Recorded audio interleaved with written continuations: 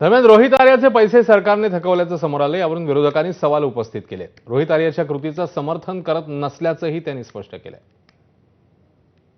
याच्यावर जर अटक झाली असती, त्याला काय सर्कमस्टन्सेस मध्ये ते एन्काउंटर झालं, या सगळ्याची माहिती आपल्याला मिळाली पाहिजे।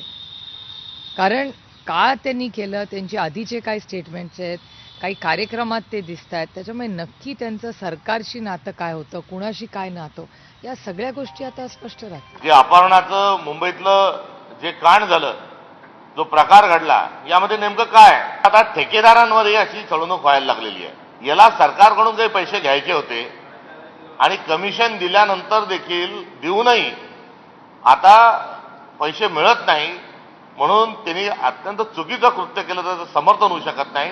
आणि अशा वेळेस राष्ट्रीय पातळीवरून सुरक्षा येते।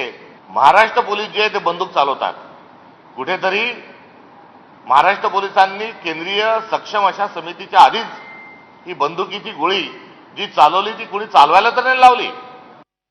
शासनाकडे महाराष्ट्रामध्ये काम करणाऱ्या छोट्या मोठे तर नाही मी सांगत, छोट्या छोट्या ठेकेदारांचे हजारो कोटी अडकलेले आहेत, त्रस्त झालेले आहेत, जीवन त्यांना नकोसं झालेलं आहे। त्यामुळे रोहित आर्याची आणखी पुनरावृत्ती महाराष्ट्रामध्ये होऊ नये यासाठी महाराष्ट्र सरकारने या छोट्या ठेकेदारांचे पेमेंट ताबडतोब करण्याची आवश्यकता आहे।